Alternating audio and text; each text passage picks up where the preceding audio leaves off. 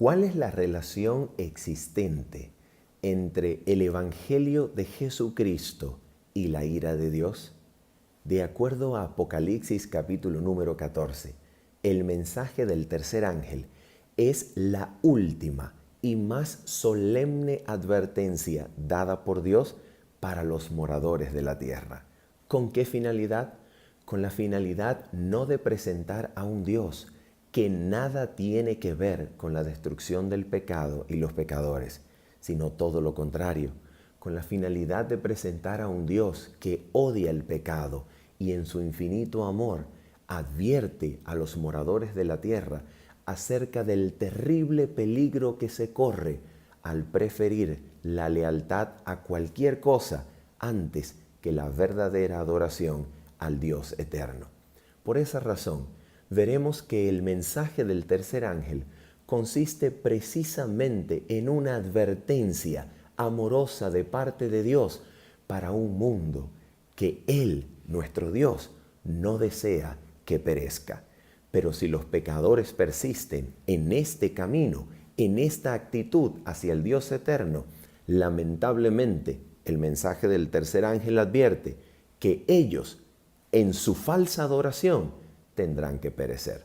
Por esa razón, acompáñanos a estudiar durante estos minutos el capítulo número 14 del libro de Apocalipsis y veremos cuál es la relación que existe entre el Evangelio eterno, el Evangelio de Jesucristo y el castigo o la ira de Dios hacia el pecado, que es tan fuerte como la muerte.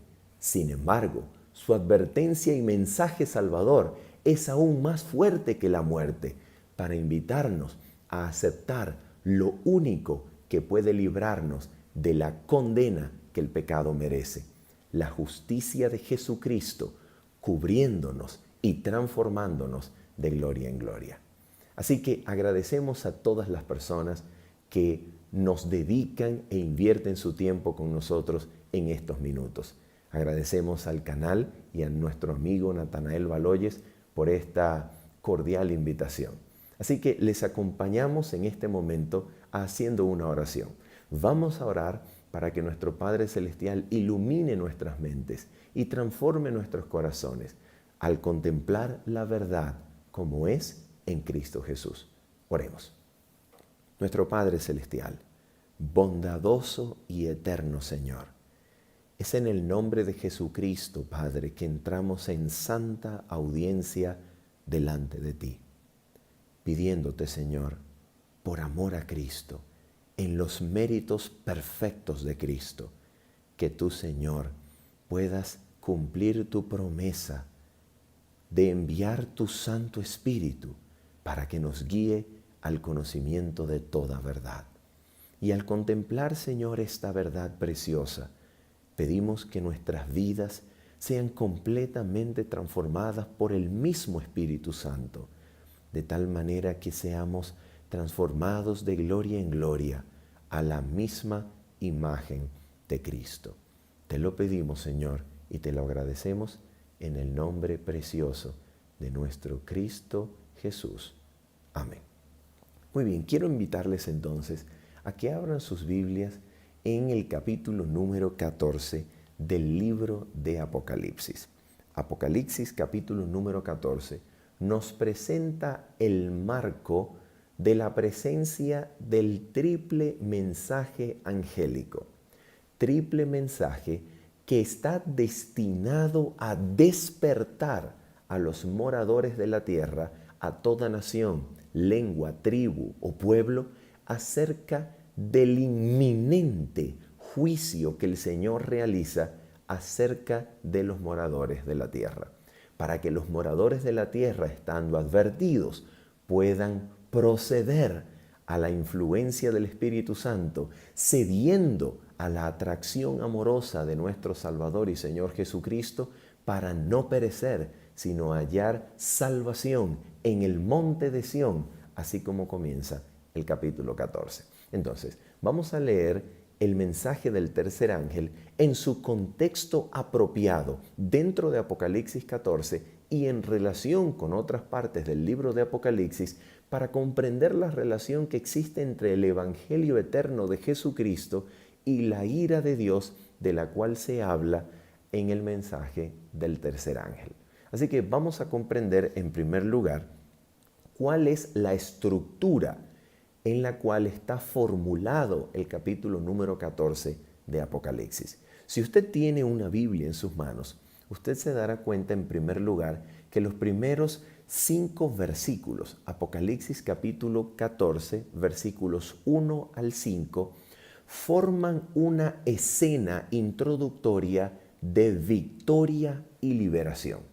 En esta escena se sigue el patrón de Isaías 2, versículos 1 al 5, en donde el profeta Isaías se adelanta a la destrucción y juicio que estaba por acontecer a la ciudad de Jerusalén y contempla a los redimidos alrededor del monte de Sión, esperando y anhelando la emanación de la ley, de la verdad y del conocimiento del Dios eterno, que procediendo desde Sión alumbraría toda la tierra con la gloria de Dios, llamando a las naciones a formar parte de esta adoración al Dios eterno que reina desde Sión. Entonces, en Isaías 2, 1 al 5, el profeta se adelanta a la destrucción que él mismo predice con la finalidad de presentar de manera certera, de manera real, la esperanza que le deparaba el futuro a todo aquel que en justicia permaneciera esperando en Dios. Queriendo decir Isaías que al justo no le esperaba la destrucción, le esperaba el futuro glorioso de la eterna adoración al Dios que reina desde Sión y a cuya gloria y luz las naciones habitarían seguras. Entonces, Apocalipsis capítulo 14, versículos 1 al 5, se anticipa a aquello que el mismo capítulo va a predecir como la venida del Hijo del Hombre para siega y recogimiento al granero celestial de la mies o del trigo madurado, y al mismo tiempo para el pisar de las uvas que siendo cosechadas serían depositadas en el lagar de la ira de Dios. Anticipándose a eso, Apocalipsis 14, 1 al 5 presenta una escena de victoria en donde se contempla al pueblo de Dios, los 144,000 que tienen el nombre de su Padre y del Cordero escrito en sus frentes y que victoriosamente adoran a Dios y al Cordero como habiendo encontrado salvación y victoria en el monte de Sión. Entonces, esto es lo que se hace exactamente en los primeros 5 versículos de Apocalipsis capítulo número 14.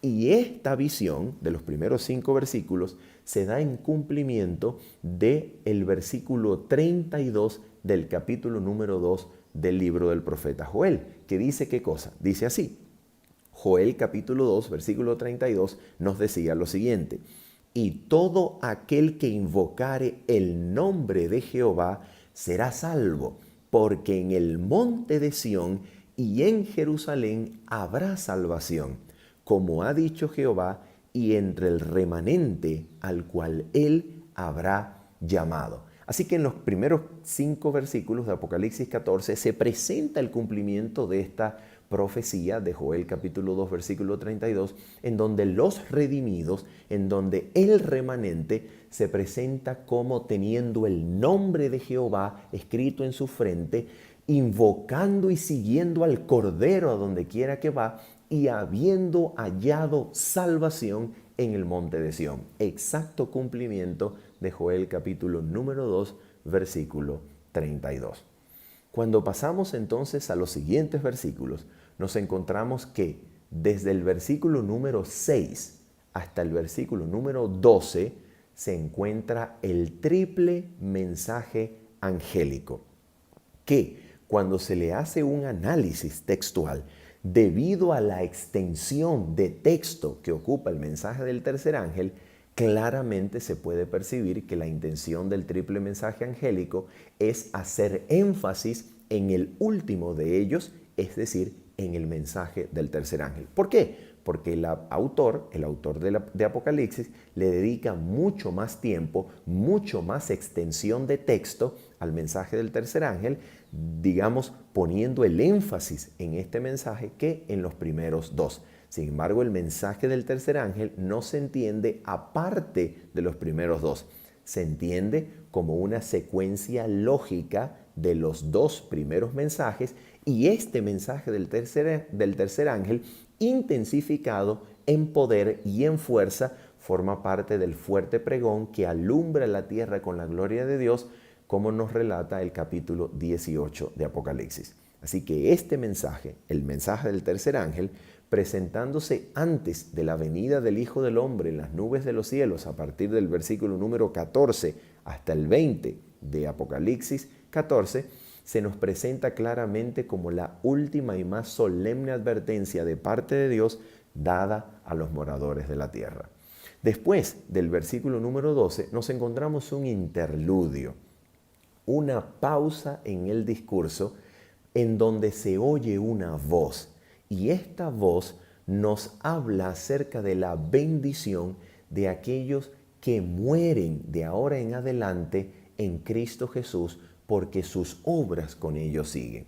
Esta bendición se pronuncia obviamente sobre aquellos que, aceptando el mensaje del tercer ángel, predicando el mensaje del tercer ángel, están dispuestos a ofrecer sus vidas como testimonio y fidelidad al Dios eterno, no doblando rodillas delante de la bestia y sus amenazas. Entonces, el versículo 13 nos ofrece una bendición sobre todo aquel que es capaz de elegir la muerte antes que adorar alguna otra cosa que no sea el Dios eterno y verdadero. Y finalmente, desde el versículo número 14 de Apocalipsis 14 hasta el versículo número 20, se nos presenta la escena de la venida de Cristo Jesús, que aparece en las nubes de los cielos, y se nos presenta esta escena de la venida de Cristo en dos contextos agrícolas diferentes. El primer contexto es la venida de Cristo como el Hijo del Hombre, a quien se le entrega una hoz aguda para cosechar el trigo madurado, la mies, y llevarlo al granero celestial del reino de los cielos.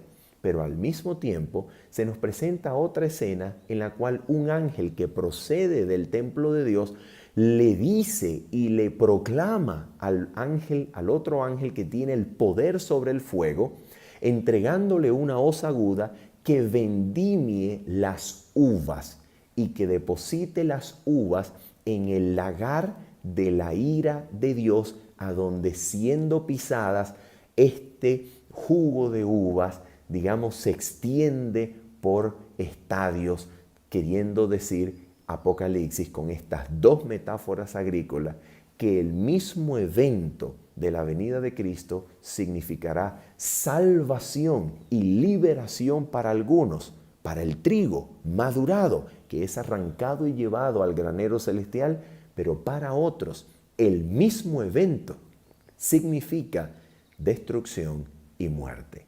Y no en cualquier lugar, sino en el lagar de la ira de Dios, a donde son pisadas. De esta manera, entonces, el mensaje del tercer ángel se convierte en el punto central de Apocalipsis 14, advirtiéndonos acerca del peligro que corren los pecadores que persisten en sus pecados y que persisten y eligen la falsa adoración que el mundo entero, maravillado en pos de la bestia, ofrecerá a la bestia, a su imagen, recibiendo la marca de la bestia en sus frentes o en sus manos derechas. Por esta razón, el mensaje del tercer ángel es la última y más solemne advertencia que Dios da a los mortales para que ellos sepan el peligro terrible que se corre al persistir y elegir vincularse con el pecado. Por esa razón, entonces, después de haber comprendido esta estructura, nosotros vemos lo siguiente. Atención con esto. Tanto Apocalipsis capítulo número 6, versículo número 12, en el contexto de la apertura del sexto sello, ¿ok?, que el Hijo del Hombre abre habiendo tomado de la mano derecha del que estaba sentado en el trono. Tanto Apocalipsis capítulo 6, versículo 12, cuando se abre el sexto sello, hasta Apocalipsis capítulo 7, versículo 17, como Apocalipsis capítulo 14, versículos 1 al 20, estas dos unidades de texto están tematizando aquellas profecías anunciadas por Joel, capítulo número 2, versículos 28 al 32. Vamos a precisar exactamente lo que nos dice Joel, capítulo 2, versículos 28 al 32, para comprender de qué manera Apocalipsis 6, versículo número 12 al 7, 17, y Apocalipsis capítulo 14, versículos 1 al 20, desarrollan como tematizaciones, como desarrollos temáticos de la profecía de Joel capítulo 2, versículo 28 al 32. Mira lo que nos dice el libro del profeta Joel, capítulo 2, versículo 28 al 32. Dice así: y después de esto, derramaré mi espíritu sobre toda carne, y profetizarán vuestros hijos y vuestras hijas. Vuestros ancianos soñarán sueños, y vuestros jóvenes verán visiones. Y también sobre los siervos y sobre las siervas derramaré mi espíritu en aquellos días. Y daré prodigios en el cielo y en la tierra, sangre y fuego y columnas de humo. El sol se convertirá en tinieblas y la luna en sangre, antes que venga el día grande y espantoso de Jehová. Y todo aquel que invocare el nombre de Jehová será salvo, porque en el monte de Sión y en Jerusalén habrá salvación, como ha dicho Jehová, y entre el remanente al cual él habrá llamado. Entonces, todos estos temas de Joel capítulo 2, versículos 28 al 32, es decir, las señales en los cielos y en la tierra, la convulsión de los elementos y cuerpos celestiales, la caída de las estrellas, el oscurecimiento del sol, la aparición de la luna como sangre, todos estos temas, incluyendo la salvación del pueblo de Dios, que invocando el nombre de Jehová encuentran salvación y no destrucción en el monte de Sión. Cuando todas estas cosas acontezcan, todos estos temas forman parte esencial de Apocalipsis capítulo número 6, versículo 12, cuando se abre el sexto sello, hasta Apocalipsis 7, 17, después de que el profeta contempla por primera vez en el libro de Apocalipsis a los 144,000, escuchando su número y viéndolos como una gran multitud tan grande que parecían como la arena del mar y que nadie los podía contar. Este grupo, tanto los 144,000 como la gran multitud, que representan el mismo grupo que habiendo sido oído como 144,000, pero luego habiéndosele visto como una gran multitud, es el mismo grupo que aparece habiendo encontrado salvación en el monte de Sión, invocando el nombre de Dios, teniendo el nombre de Dios en su frente y siguiendo al Cordero a donde quiera que va, siguiendo a su luz y a su paso en el monte de Sión en Apocalipsis capítulo 14. Entonces, tanto Apocalipsis 6:12 al 7:17 como Apocalipsis 14, versículos 1 al 20, se presentan como desarrollo y cumplimiento de la profecía de Joel capítulo número 2, versículos 28 al 32.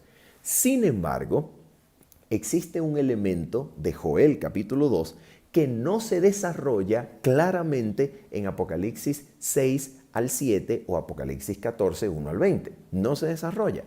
¿Cuál es ese elemento que no se desarrolla en estas dos secciones del libro de Apocalipsis y que aparece como siendo aquello que constituye esencialmente el mensaje del tercer ángel o el triple mensaje angélico de Apocalipsis 14? ¿Cuál es ese elemento que falta desarrollar, que falta tematizar como existiendo en Joel, pero que no se presenta todavía claramente en Apocalipsis? Es el derramamiento del Espíritu Santo. Y acontecerá después de aquellos días que derramaré mi espíritu sobre toda carne. Pregunto, ¿dónde se derrama el espíritu de Jehová? ¿Dónde se derrama el espíritu de Dios sobre toda carne para habilitar al pueblo de Dios para resistir, digamos, el último conflicto con las potestades de las tinieblas y predicar el mensaje de manera poderosa. ¿Dónde se derrama el Espíritu Santo? Obviamente, el derramamiento del Espíritu Santo es y se encuentra cumplido en el mensaje de los tres ángeles. Porque es el mensaje de los tres ángeles, en Apocalipsis 14, lo que prepara y madura al trigo para que esté listo para ser cosechado y llevado al granero celestial. Al mismo tiempo de que madura las uvas para que estén listas para la vendimia, para ser pisadas en el lagar de la ira de Dios. Entonces, lo que es en la metáfora de la agricultura, la lluvia tardía, esto es, aquello que madura los frutos para ser cosechados, eso lo cumple el mensaje de los tres ángeles y especialmente el mensaje del tercer ángel en Apocalipsis capítulo 14. En Apocalipsis capítulo 14, el mensaje de los tres ángeles y especialmente el tercero funciona como si fuese la lluvia tardía madurando los frutos para prepararlos para la cosecha. Bien sea para la cosecha de la mies, llevándolos al granero celestial, o para la vendimia de las uvas para ser pisadas en el lagar de la ira de Dios. Entonces, la lluvia tardía, el Espíritu Santo, es lo que madura la cosecha. Pero en Apocalipsis 14, lo que madura la cosecha es la predicación del mensaje de los tres ángeles con énfasis en el tercero, queriéndonos decir que el mensaje del tercer ángel es lo que cumple la función de la lluvia tardía. El mensaje es la lluvia o el derramamiento del Espíritu Santo va en el mensaje acompañándolo con poder para alumbrar la tierra con su gloria. Y esto es lo que enseña entonces Apocalipsis capítulo número 14. Vamos a ver si esto se confirma en el espíritu de profecía. Noten lo que dice la señora White en el espíritu de profecía o inspirada por el Espíritu Santo en un artículo de la Review and Herald del 29 de marzo de 1892. Mira la relación que existe entre el mensaje del tercer ángel y la lluvia tardía o el fuerte pregón. Mira lo que ella dice. Dice así: no tengo un tiempo específico del cual hablar sobre cuándo sucederá el derramamiento del Espíritu Santo. Cuando el ángel poderoso descienda del cielo y se una con el tercer ángel en la terminación de la obra para este mundo. Entonces, para el espíritu de profecía, claramente, el ángel que desciende del cielo en Apocalipsis 18 representa el fuerte pregón, el descenso del Espíritu Santo con poder. ¿Para qué? Para unirse al mensaje del tercer ángel y terminar la obra para este mundo. ¿Te das cuenta? El mensaje del tercer ángel, intensificado en poder y gloria, es lo que termina la obra alumbrando al mundo entero con la gloria de Dios, como el ángel del capítulo 18 lo enseña. Sigamos con otra declaración. Esta se encuentra en el manuscript o manuscrito 52 del año 1900. Mira lo que ella dice. Deben combinarse los mensajes de los tres ángeles, dando su triple luz al mundo. Dice Juan en el Apocalipsis: vi a otro ángel descender del cielo con gran poder y la tierra fue alumbrada con su gloria. Eso es una cita de Apocalipsis 18. Ahora mira esto. Esto representa la proclamación del último y triple mensaje de amonestación para el mundo. Así que el descenso del ángel en Apocalipsis 18, que alumbra la tierra con la gloria de Dios, lo que hace es dar poder al mensaje de los tres ángeles, especialmente al tercero, para alumbrar la tierra con la gloria de Dios en el poder del Espíritu Santo, convirtiéndose en el fuerte pregón que alumbra la tierra como último mensaje de Dios para el mundo. Esa es la relación entre el mensaje de los tres ángeles y el mensaje o la función del descenso del ángel de Apocalipsis capítulo 18. El ángel del capítulo 18 lo que hace es darle poder, darle fuerza para alumbrar la tierra con la gloria de Dios por medio del descenso del Espíritu Santo al mensaje de los tres ángeles, especialmente al mensaje del tercero. Eso es lo que significa la relación entre Apocalipsis 14 y Apocalipsis 18. Ahora bien, Vamos a estudiar entonces el mensaje del tercer ángel. Vamos ahora a enfocarnos con detenimiento en el mensaje del tercer ángel para ver cuál es la relación que existe entre la ira de Dios y el evangelio eterno de Jesucristo y ver el carácter que de parte de Dios se nos presenta como advirtiendo a los moradores de la tierra sobre el peligro de permanecer unidos en el pecado y permanecer en la falsa adoración de la bestia y su imagen. Mire lo que nos dice el texto de Apocalipsis 14, versículo 9 al 12. Este es el texto del mensaje del tercer ángel. Dice así: y el tercer ángel lo siguió diciendo a gran voz: si alguno adora a la bestia y a su imagen y recibe la marca en su frente o en su mano, él también beberá del vino de la ira de Dios, que ha sido vaciado puro en el cáliz de su ira, y será atormentado con fuego y azufre. Noten la relación que existe entre ira de Dios y fuego y azufre, ya lo vamos a comprobar más adelante. Dice, y será atormentado con fuego y azufre delante de los santos ángeles y del Cordero, y el humo de su tormento sube por los siglos de los siglos. Noten que aquí se dice que quien sufre la ira de Dios relacionada con el fuego y el azufre será atormentado delante de los ángeles y del Cordero. Veremos más adelante que la ira de Dios y la ira del Cordero son una y la misma cosa, de acuerdo con Apocalipsis capítulo número 6. Y ya lo vamos a comprobar. Decimos así entonces, seguimos leyendo. Y no tienen reposo de día ni de noche los que adoran a la bestia y a su imagen, ni nadie que recibe la marca de su nombre. Aquí está la paciencia de los santos, los que guardan los mandamientos de Dios y la fe de Jesús. ¿En dónde está la paciencia de los santos? En dónde se manifiesta como nunca antes en la historia de la revelación bíblica el remanente de Dios que guarda los mandamientos y la fe de Jesús. ¿Dónde? Se manifiesta en ocasión perfecta en la que el mundo, uniéndose en pos de la bestia y su imagen, los persigue so pena de muerte. En este momento de la historia el remanente brilla como las estrellas del firmamento, que brillan más mientras la noche es más oscura y sombría. En este momento sombrío de la historia, los justos resplandecen, los que guardan los mandamientos y la fe de Jesús, como el remanente que brilla dando gloria a Dios en medio de la oscuridad del mundo que se postra en adoración a la bestia y a su imagen. Vemos entonces que el mensaje del tercer ángel es absolutamente claro. Es un mensaje de advertencia.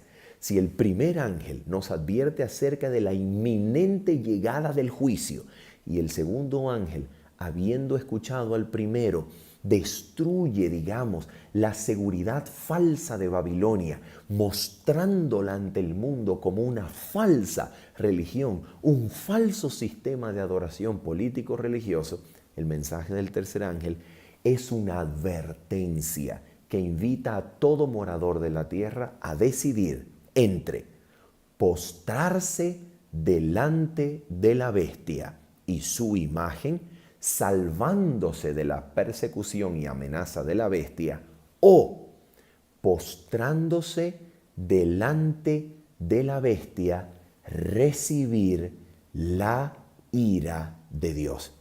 Una opción, dos opciones sencillas y claras. O usted adora a Dios, le ofrece lealtad a Dios, guardando sus mandamientos y la fe de Jesús, recibiendo usted las persecuciones, muertes y amenazas de la bestia, o usted adora a la bestia y a su imagen y recibe la ira de Dios que ha sido vaciada pura, sin mezcla en el cáliz de su ira. Entonces, ¿a quién adoramos? ¿A quién adoraremos? ¿A la bestia y a su imagen, recibiendo la ira de Dios? o adoraremos a Dios y solo a Dios, recibiendo quizá la muerte y persecución por parte de la bestia. El mensaje del tercer ángel es una solemne advertencia. El mensaje del tercer ángel es una invitación a que cada morador de la tierra decida a quién va a adorar, decida de parte de quién estará en el último desenlace del conflicto de los siglos que tiene como centro la adoración. Adoraremos a Satanás y su instrumento, su bestia y su imagen, recibiendo su marca en la frente o en mano derecha, acarreando sobre nosotros como consecuencia el descenso de la ira de Dios sobre el pecado en muerte eterna, o adoraremos a Dios y solamente a Él y recibiremos quizá la persecución, las amenazas y la muerte quizá de la bestia y su imagen. Esto es lo que cada morador de la tierra tiene que considerar.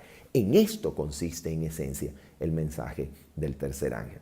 Ahora vamos entonces a proceder a hacer unas notas aclaratorias acerca de las frases que se usa aquí en Apocalipsis para componer el mensaje del tercer ángel.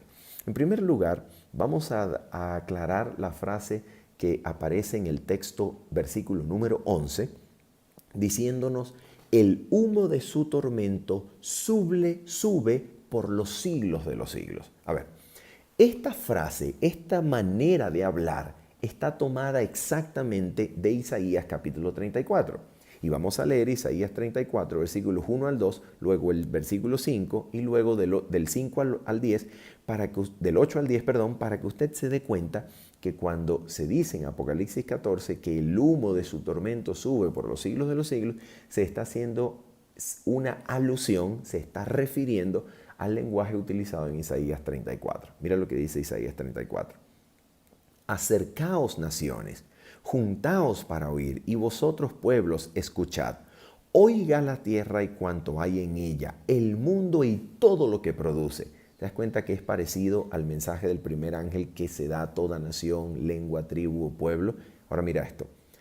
Porque Jehová está airado contra todas las naciones e indignado contra todo el ejército de ellas. Las destruirá y las entregará al matadero. Ahora mira esto. Si los profetas de antaño, como Isaías, por ejemplo, al decir esto, estaba equivocado, y Jesús vino a demostrar que este profeta estaba equivocado, porque después de todo Dios no destruye ni el pecado ni los pecadores con su ira, porque Dios no lo hace, porque Dios no es así, y Jesús vino a demostrar que Isaías estaba equivocado. Entonces pregunto, ¿qué hace Juan, el revelador? ¿Qué hace Juan, el autor de Apocalipsis, como el último de los apóstoles que escribió, citando las palabras de Isaías 34? Y ya vamos a ver lo claro y literalmente que la cita. Mira lo que dice Isaías 34. Atención. Porque en los cielos se embriagará mi espada. He aquí que descenderá sobre Edom en juicio y sobre el pueblo de mi anatema. Porque es día de venganza de Jehová, año de retribuciones en el pleito de Sión. Y ahora mira la cita literal, escucha esto. Y sus arroyos se convertirán en brea y su polvo en azufre y su tierra en brea ardiente. No se apagará de noche ni de día. Perpetuamente subirá su humo, de generación en generación será asolada, nunca jamás pasará nadie por ella. ¿De dónde es tomado entonces el mensaje del tercer ángel cuando dice que el humo de su tormento sube y no se apaga ni de día ni de dónde es tomado? De Isaías 34. Entonces, si Isaías 34 estaba equivocado porque Dios no destruye, ¿qué cosa hace Juan, el autor del Apocalipsis, como el último de los apóstoles que escribió acerca de Jesucristo, su evangelio y sus promesas de salvación? ¿Qué hace Juan citando a Isaías en este texto? Precisamente el capítulo 14, de parte de la pluma inspirada, de parte de la mente inspirada de Juan, es capaz de citar Isaías 34, porque el mensaje de Isaías y el mensaje de Juan es uno y el mismo, no ha cambiado. Dios advierte de la llegada de su ira a los mortales de la tierra para que ellos decidan no permanecer en el pecado, no permanecer en la falsa adoración, sino permanecer en solamente la adoración verdadera al único Dios que es digno de adoración. Sino, tanto Juan como Isaías advierten sobre el peligro de recibir la ira de Dios que desciende sobre el pecado. Lo interesante es que en este texto de Isaías se nos dice que Edom sufriría el juicio de Jehová, la condenación del Señor. La pregunta es, ¿Edom fue, digamos, destruida y recibió el castigo del fuego eterno? Eso es lo que dice Isaías 34, así como se nos dice de Sodoma y Gomorra. Pregunto, ¿quiere decir que Sodoma, Gomorra y Edom están ardiendo todavía en fuego porque el humo de su tormento no se apaga ni de día ni de noche? No, no significa eso. Significa, así como en Sodoma y Gomorra, así como en Edom, de acuerdo con Isaías 34, y así en Apocalipsis 14, la destrucción eterna significa que el Señor terminará su obra limpiando y purificando la tierra con fuego que destruye, y este fuego no es que permanece ardiendo para siempre, sino que destruye con consecuencias eternas. Es decir, nunca más se levantará vida sobre aquellos que el fuego de la ira de Dios ha descendido. En pocas palabras, la destrucción tiene consecuencias eternas, pero no es que el fuego permanece ardiendo para siempre. ¿Ok? Por eso dice la última parte del versículo de Isaías capítulo 34, versículo 10, dice, nunca jamás pasará nadie por ella. De eso se trata. Se trata de que el lugar en donde el fuego eterno desciende queda siempre y para siempre vacío, inhabitable. ¿Por qué? Porque descendió el fuego eterno y no que siempre estuvo encendido, sino que destruyó para siempre. De eso se trata el fuego eterno. Ahora bien, vamos a ver esto entonces. En el siguiente versículo, que es Apocalipsis capítulo 14, versículo número 10, el pasaje entonces, cuando hacemos la labor interpretativa, nos damos cuenta que el pasaje nos dice lo siguiente. Mira esto, dice así, él también beberá del vino de la ira de Dios, que ha sido vaciado puro en el cáliz de su ira. A ver, esta metáfora del cáliz de su ira que aparece en Apocalipsis, capítulo número 14, utilizada esta metáfora del cáliz, de la copa de la ira de Dios por parte del apóstol Juan, ¿de dónde se extrae esta metáfora? ¿Dónde está esta metáfora de beber de la copa o del cáliz de la ira de Dios? ¿Dónde está esa metáfora? Mira esto, esta metáfora se encuentra presente en Job capítulo 21, versículo 20, en Salmo capítulo 60, versículo 3, en el Salmo capítulo 75, versículo 8, en Isaías 51, versículos 17 al 23, en Jeremías 25, versículos 15 al 29, en Jeremías 49, 12, en Ezequiel 23, 32 al 34. Pregunto, esta metáfora de que los pecadores que adoren a la bestia y a su imagen beberán del cáliz, de la copa de la ira de Dios, ¿por qué razón se encuentra tomada del Antiguo Testamento? Queridos amigos, para mostrar que el mensaje de Apocalipsis y el mensaje de los profetas del Antiguo Testamento es uno y el mismo, no ha cambiado. Aquel pecador que persista unido al pecado y se postre en falsa adoración a la bestia y su imagen, beberá exactamente lo que representaba la ira de Dios en el Antiguo Testamento. Beberá del cáliz de la ira de Dios que ha sido vaciada pura, sin mezcla, en el cáliz de su ira. Y esto es exactamente lo que la Biblia enseña. El mensaje del tercer ángel entonces no consiste en un redescubrimiento del carácter amoroso de Dios que nada tiene que ver con la destrucción de los pecadores o el pecado. No, no es eso. Es uno y el mismo mensaje del Antiguo Testamento tomado por el profeta Juan, que es el último de los apóstoles que escribe, que nos muestra que su mensaje de advertencia en el capítulo 14 es exactamente el mismo de los profetas del Antiguo Testamento.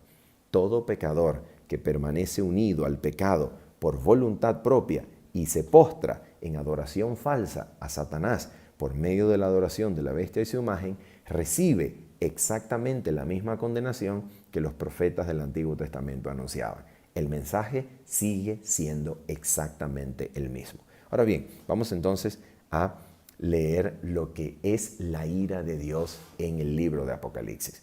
Porque allí se nos dice en el mensaje del tercer ángel que aquellos que permanezcan en falsa adoración beberán del vino de la ira de Dios vaciado puro en el cáliz de su ira.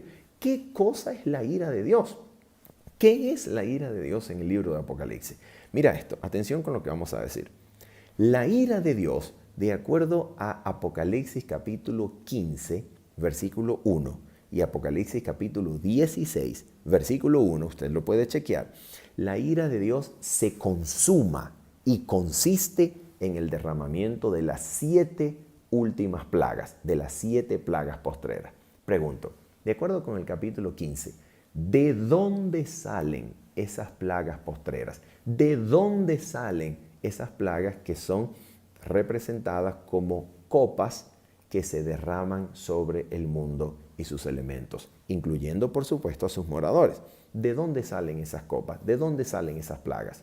De acuerdo con Apocalipsis capítulo 15, salen del templo, del tabernáculo de Dios. En otras palabras, Apocalipsis 15, con esta fraseología, está describiendo el lugar santísimo del santuario celestial. Y es precisamente uno de los seres, de los 4 seres vivientes, el que entrega las plagas a los ángeles, a los 7 ángeles para ser derramadas.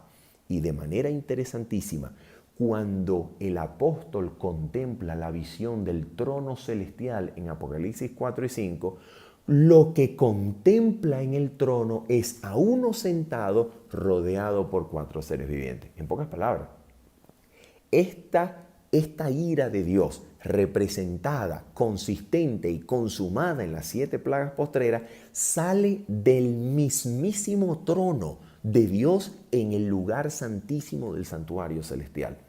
Así que esta ira de Dios sale precisamente de Dios. Por eso se le llama ira de Dios. Es exactamente lo que diría Levítico capítulo número 10, cuando salió fuego de delante de Jehová y los consumió a aquellos hijos del sumo sacerdote Nadab y Abiú que estaban ofreciendo fuego extraño delante del Señor.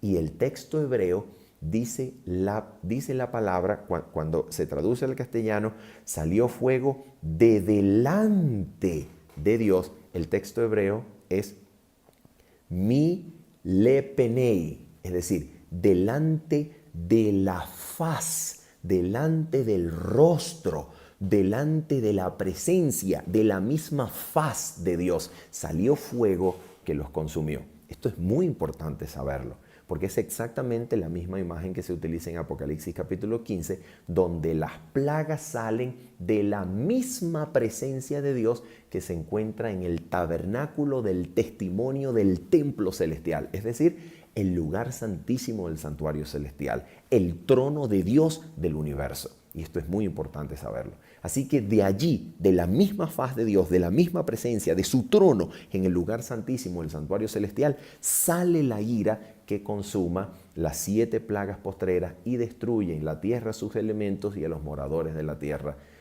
antes de la venida de Cristo, después de la terminación del tiempo de gracia. Sigamos adelante. La ira de Dios, sin embargo, en Apocalipsis 14, versículo 10, se presenta en relación directa con el fuego y azufre. ¿Dónde aparece esta relación también? Mira lo que dice Apocalipsis 21, versículos 7 al 8. Dice así: el que venciere heredará todas las cosas, y yo seré su Dios y él será mi hijo. Esta es fórmula técnica de pacto. Dios será el Dios de ellos, ellos serán su pueblo. Fórmula de pacto. Ahora mira los que no están dentro del pacto. Mira esto. Pero los cobardes e incrédulos, los abominables y homicidas, los fornicarios y hechiceros, los idólatras y todos los mentirosos, estos son pecados que aparecen en la ley de los 10 mandamientos. Estos son personas que están descritas por el pecado, personas que el pecado y ellos se han hecho uno, ¿ok? Y ellos han permanecido en el pecado hasta el punto de ser uno con el pecado. Mira lo que dice la Biblia acerca de ellos. Y todos los mentirosos tendrán su parte en el lago que arde con fuego y azufre, exactamente la misma frase que aparece en Apocalipsis capítulo 14, versículo 10, fuego y azufre que es la muerte segunda. ¿Te das cuenta? La ira de Dios que se presenta en relación directa con el fuego y azufre en Apocalipsis 14:10 como parte del mensaje del tercer ángel, aparece en Apocalipsis 21 relacionada con la muerte segunda, que es en el lago de fuego y azufre. ¿Ok? Seguimos entonces adelante. En Apocalipsis 20, versículos 11 al 15, se nos dice así, atención. Y vi un gran trono blanco y al que estaba sentado en él, de delante del cual, es exactamente la misma frase en hebreo, solo que ahora traducida al griego, que aparece en Levíticos 10. De delante de Jehová salió fuego y los consumió, a Nadab y Abiú. Exactamente la misma frase aparece ahora traducida al griego. Dice, de delante del cual, delante de Dios, huyeron la tierra y el cielo y ningún lugar se encontró para ellos. Y vi a los muertos, grandes y pequeños, de pie ante Dios, y los libros fueron abiertos. Y otro libro fue abierto, el cual es el libro de la vida. Pregunto, ¿para qué? ¿Para qué se hace el juicio? Escucha esto. Y fueron juzgados los muertos por las cosas que estaban escritas en los libros, según sus obras. El juicio se hace en base a las obras. Y el mar entregó los muertos que había en él, y la muerte y el Hades entregaron los muertos que había en ellos. Y fueron juzgados cada uno según sus obras. Y la muerte y el Hades fueron lanzados al lago de fuego. Atención, esta es la muerte segunda, que es tan determinante, que es tan terrible, que incluso la misma muerte y el Hades, la muerte y el sepulcro son destruidos. Y dice así, y el que no se halló inscrito en el libro de la vida fue lanzado al lago de fuego. Entonces, Dios primero lleva a cabo juicio y todo aquel que en juicio, por causa de las obras que testifican de su fe en el día del juicio, todo aquel que no se encuentre hallado inscrito en el libro de la vida, dice el texto, fue lanzado al lago de fuego. ¿Qué es, como decía el capítulo 21, qué es la muerte segunda? Pregunto, cuando el texto dice en forma pasiva, en voz pasiva, fue lanzado todo aquel que no se encontraba inscrito en el libro de la vida. Cuando el texto dice entonces, utilizando la voz pasiva del griego, fue lanzado, ¿quién es el sujeto? ¿Quién es el agente que ejecuta esa acción?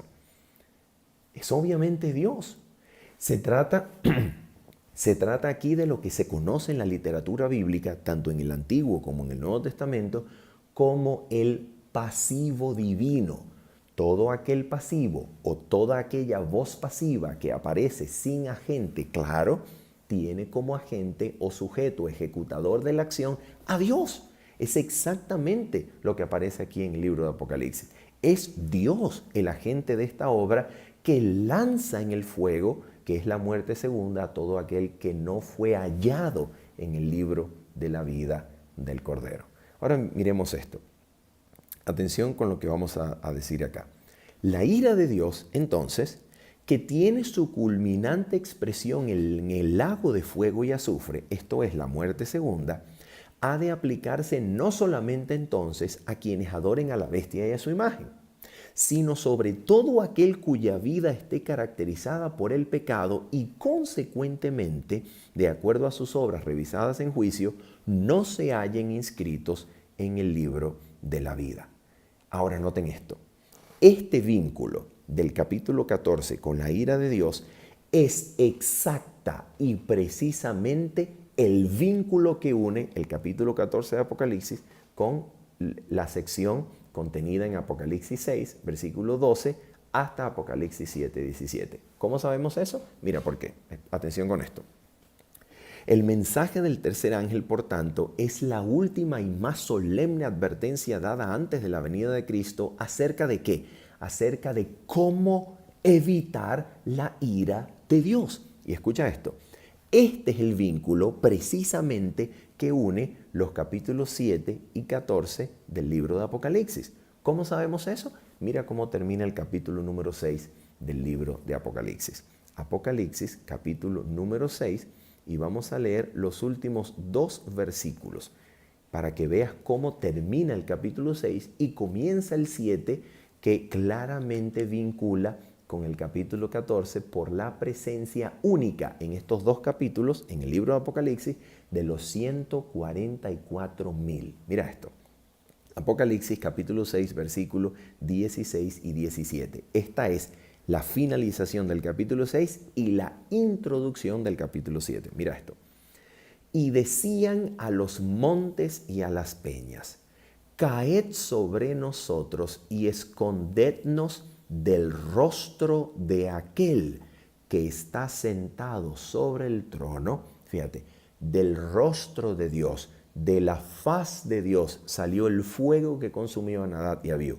Ahora los pecadores perdidos dicen: escondednos del rostro de aquel que está sentado sobre el trono.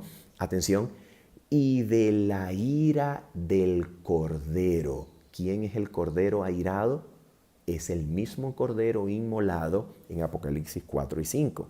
Se trata no de otro, sino del mismo Cordero a quienes siguen los 144,000 que llevan el nombre de su Padre y del Cordero escrito en sus frentes y siguen al Cordero a donde quiera que va. Se trata de Jesucristo. Y aquí se dice que los pecadores clamarán perdidos: escondednos a los montes y a las peñas, escondednos delante del rostro del que está sentado en el trono y de la ira del Cordero. La ira no es solamente de Dios el Padre, es también de Jesucristo su Hijo. Y dice así el último versículo, versículo 17 del capítulo 6.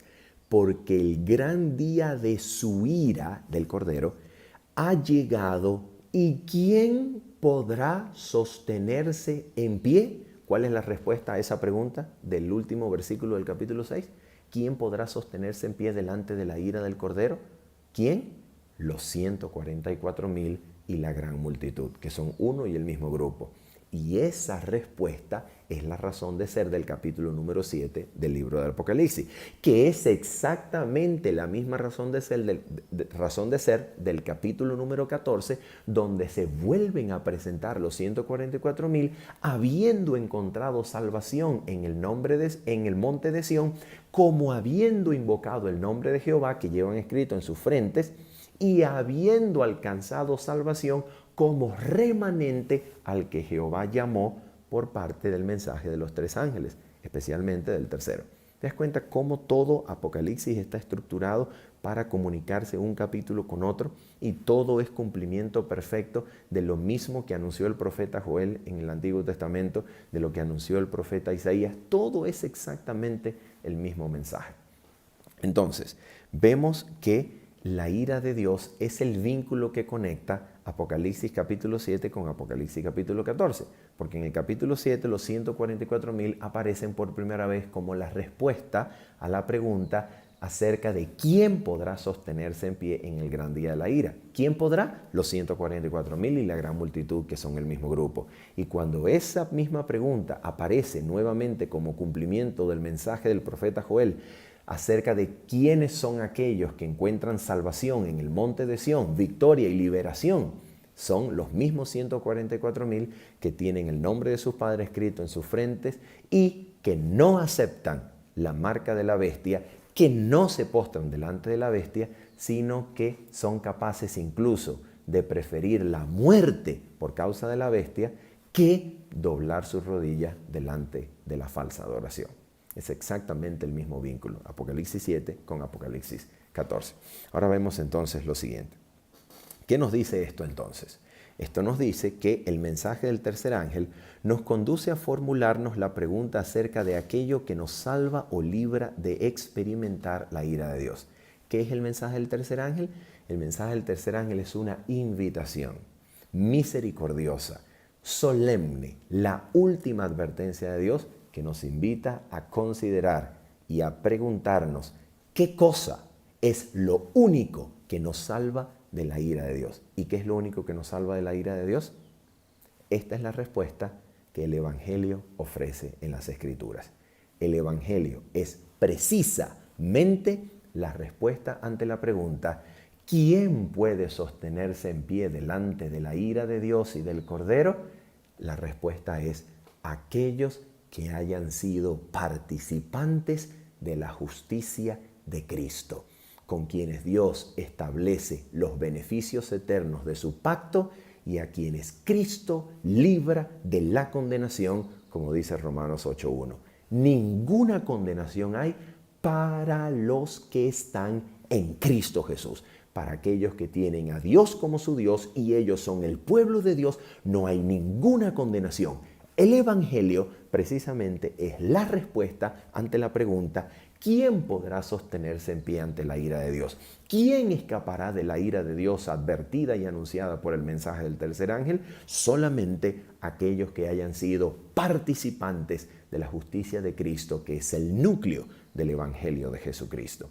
Este Evangelio eterno no se trata de destruir la noción bíblica de que Dios destruirá al pecado y a los pecadores. No, el Evangelio se encuentra precisamente en decirnos que solamente Cristo y su justicia nos hacen capaces de escapar de la ira de Dios que desciende sobre el pecado con toda seguridad. Mira lo que nos dice entonces la señora White el día 1 de abril de 1890 en una publicación de la Review and Herald. Ella dice acerca del mensaje del tercer ángel y la justicia de Cristo lo siguiente: varios me han escrito preguntándome si el mensaje de la justificación por la fe es el mensaje del tercer ángel.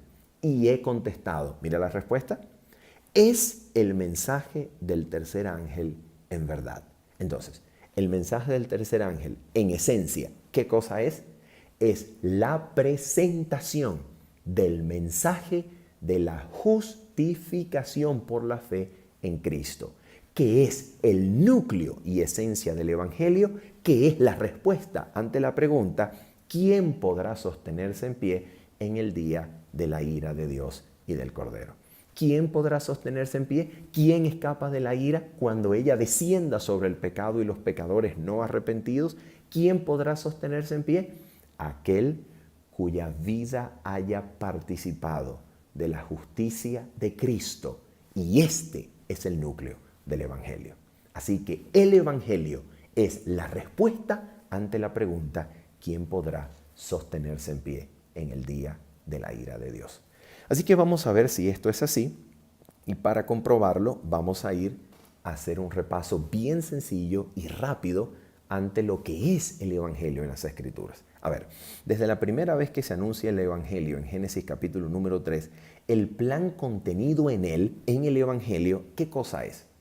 Es precisamente la salida de parte de Dios para aquella muerte que por causa de la transgresión pesaba sobre la cabeza de todo ser humano. ¿Qué había dicho Dios? El día que de él comieres, ciertamente morirás. ¿Qué dice Dios? Precisamente con Cristo, desde Génesis capítulo número 3, tan pronto como hubo pecado y transgresión, hubo y se manifestó el Salvador. ¿Para qué? Para desviar la condenación sobre el pecador con tanto poder y eficacia como cuando Cristo murió en la cruz del Calvario. ¿Por qué razón el ser humano, Adán y Eva, no murieron siendo extinguida la raza humana en Génesis capítulo 3? Precisamente porque Dios entregó a su Hijo para que éste se interpusiera entre los vivos y muertos, para que Cristo quitara la muerte y trajera la vida de todo ser viviente que vive sobre este planeta, y también la inmortalidad por medio del Evangelio. El hombre y su mujer en Génesis 3 no murieron porque tuvieron un Salvador que intercedió por ellos. Así que la única razón por la cual la ira de Dios, la muerte eterna, no descendió sobre Adán y Eva en el jardín del Edén, fue porque Cristo se interpuso, porque Cristo intercedió y su gracia existe desde los siglos de los siglos. Y como la sentencia de muerte cayó sobre Cristo desde Génesis capítulo número 3, cumpliéndose perfectamente en la cruz del Calvario, el hombre tiene la oportunidad de vivir en esta tierra agradeciéndole a Cristo aún por su vida terrenal. A la muerte de Cristo en la cruz debemos aún esta vida terrenal. Por eso la cruz de Cristo estampa con su sello cada pan y cada vaso de agua, cada sorbo de agua, cada bocanada de pan que el ser humano lleva a su boca. A la muerte de Cristo Jesús debemos aún esta vida terrenal. Y por esa razón el ser humano vive. Porque la ira de Dios no descendió sobre Adán y Eva, porque Cristo se interpuso intercediendo delante de su Padre, siendo entregado por nuestros pecados. Por esa razón, en la cruz, vamos a ver que Cristo no toma en cuenta el pecado a todos los hombres, porque antes de que todos los hombres existieran, Cristo Jesús había estado dispuesto a ser el fiador y sustituto, el garante y sustituto de la raza humana si ésta fuese vencida por Satanás. ¿Te das cuenta? Y vamos entonces a ver lo siguiente. Vamos a chequear para comprobar si nuestra interpretación del Evangelio y la ira de Dios es correcta. Vamos a chequear Romanos capítulo número 1, versículos 16 al 18. A ver, pregunta. ¿Por qué Romanos capítulo 1, versículos 16 al 18? Porque esta es el índice de todo el contenido del Evangelio que Pablo desarrolla en su epístola. ¿Qué nos dice estos primeros versículos acerca de todo lo que el Evangelio trata y consiste en la epístola de Romanos? Mira lo que dice la Biblia.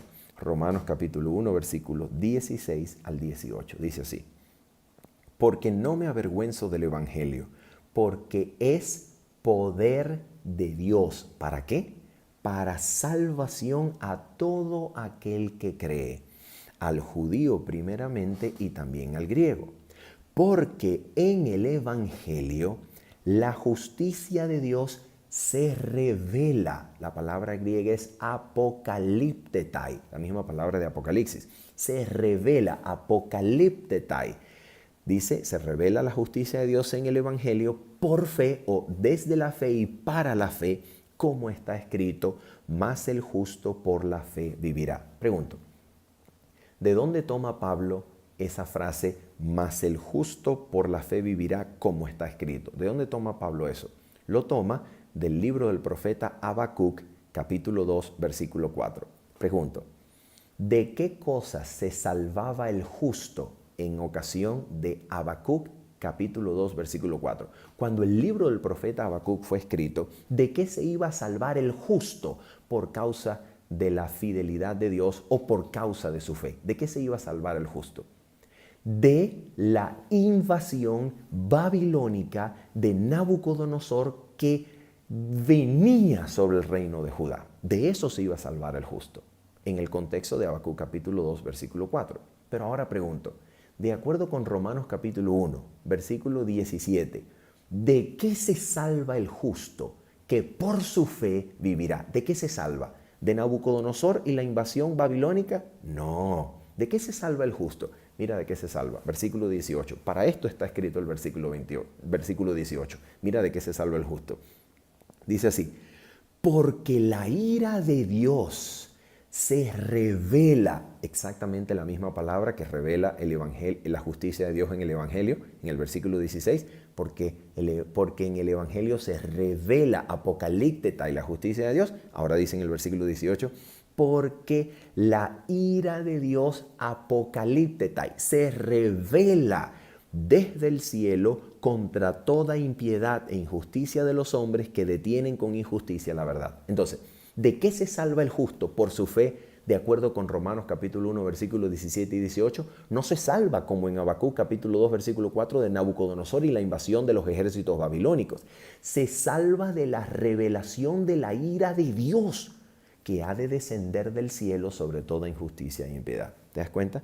¿Te das cuenta que si se elimina la noción de la ira de Dios diciendo que Dios no destruye, diciendo que Dios solo salva, que no destruye y nada tiene que ver con su ira sobre el pecado y los pecadores, ¿te das cuenta cómo el Evangelio también se diluye? ¿Te das cuenta cómo el Evangelio también se saca del contexto? Porque el Evangelio desde siempre es ¿qué cosa? Es la respuesta divina, amorosa, ante el odio o ira que Dios siente sobre el pecado. Por eso, en Romanos 1, versículos 16 al 18, se dice que el justo que por su fe se salve en aquel día, se salvará ¿de qué cosa? De la ira de Dios que desciende o se revela desde el cielo contra toda injusticia e impiedad de los hombres. Y para que veas que esto es absolutamente así, que la interpretación es correcta, mira lo que dice Romanos capítulo 5, versículo número 8 y 9. Mira lo que dice Romanos capítulo número 5, que es exactamente el mismo autor, exactamente el mismo libro, exactamente la misma sección, y mira cómo se interpreta el apóstol Pablo a sí mismo en Romanos capítulo 5, versículo número 8 al 10. Dice así: mas Dios muestra su amor para con nosotros en que siendo aún pecadores, Cristo murió por nosotros. Pues mucho más, estando ya justificados en su sangre, por él seremos salvos de la ira. Porque si siendo enemigos fuimos reconciliados con Dios por la muerte de su Hijo, mucho más estando reconciliados seremos salvos. ¿Salvos de qué? De la ira por su vida. Así que esto es exactamente lo que Pablo enseña. Exactamente lo que Pablo enseña. Y cuando estudiamos el capítulo número 2 de Romanos, el capítulo 3, el capítulo 5, el capítulo 6 y el capítulo 8, nos damos cuenta que la manera en la cual el apóstol Pablo estructura su evangelio es que esta ira de Dios, que de acuerdo al capítulo 2, ha de descender en el día de la manifestación del justo juicio de Dios, en el día en que Dios juzgue los secretos de los hombres por medio de Jesucristo, conforme a mi evangelio, dice Pablo, en el día en que aquellos que pecaron por la ley serán juzgados, y en aquellos que sin ley pecaron, sin ley también perecerán, en ese día Dios salvará, justificará y librará a quienes, a los que no solamente oyen la ley, sino son hacedores de ella. ¿Y quiénes son los hacedores de la ley? Aquellos que son justificados en Cristo. ¿Y qué fue la justificación en Cristo? La ira de Dios que ha de descender sobre el pecado en el día de la justa manifestación del justo juicio de Dios. Esa ira de Dios descendió sobre el pecado en la persona de su Hijo Jesucristo, como lo enseña Romanos capítulo 8, versículo número 3. Porque lo que era imposible para la ley, por cuanto era débil por la carne, Dios, enviando a su Hijo en semejanza de carne de pecado y a causa del pecado, condenó al pecado en la carne. ¿Para qué? Para que la justicia de la ley se cumpliese en nosotros, Romanos 8:4, que no andamos conforme a la carne, sino conforme al Espíritu. Versículo número 13. Porque si vivís conforme a la carne, moriréis. Pero si por el Espíritu, Romanos 8:13, hacéis morir las obras de la carne, viviréis. La justificación que ocurrió mediante la redención en Cristo ocurrió para que la ira de Dios sobre el pecado descendiera sobre Cristo. ¿Para qué? Para que todo aquel que crea en Cristo experimente la muerte juntamente con Cristo en su cruz, para resucitar juntamente con Cristo por su vida a una vida nueva. Romanos capítulo número 6. Porque si fuimos plantados juntamente con Él en la semejanza de su muerte, así también lo seremos en la semejanza de su resurrección. Quiere decir que la cruz de Cristo Jesús, donde la ira de Dios descendió sobre el pecado para condenar el pecado en la carne de Cristo, esa ira de Dios descendió en la cruz del Calvario para condenar el pecado, para que todo aquel que esté en Cristo haya sido ya crucificado juntamente con Cristo para resucitar a una nueva vida por la vida de Cristo, para que ninguna condenación haya para él que está en Cristo Jesús. De eso se trata el Evangelio. De eso se trata exactamente el Evangelio. Así que, queridos hermanos, finalizamos con esta conclusión. Decir, enseñar y predicar que el mensaje que hace falta al mundo escuchar es acerca de un Dios que nada tiene que ver con la destrucción del pecado y los pecadores, porque Dios no destruye, sino que solamente purifica, ama y salva, es destruir la vinculación que existe entre el Evangelio y la ira de Dios, que es el contexto fundamental del mensaje del tercer ángel. Mensaje que no es sustituido por ningún otro, pues es el último mensaje de amonestación y advertencia solemne que Dios ofrece a los moradores de la tierra, a toda nación, lengua, tribu o pueblo, antes de que Jesús aparezca en las nubes de los cielos para recoger al trigo madurado y llevarlo al granero celestial, o vendimiar las uvas que serán pisadas en el lagar de la ira de Dios. No hay otro mensaje. Y es en este mensaje, en el mensaje del tercer ángel, donde se presentan con perfecto equilibrio el carácter de Dios, que ama tanto al pecador, que le ofrece la justicia de Cristo, que lo libra de la ira divina, que ha de descender con toda seguridad sobre el pecado y sobre los pecadores empedernidos. Porque solamente un Dios de amor odia tanto el pecado como la muerte, pero solamente un Dios de amor ama al pecador con un amor más fuerte que la muerte, para que esta muerte ocurriera sobre el Hijo, para que todo aquel que la experimente juntamente con Cristo en su cruz, por medio de la fe y el bautismo, no muera, sino que viva en el día de la manifestación del justo juicio de Dios.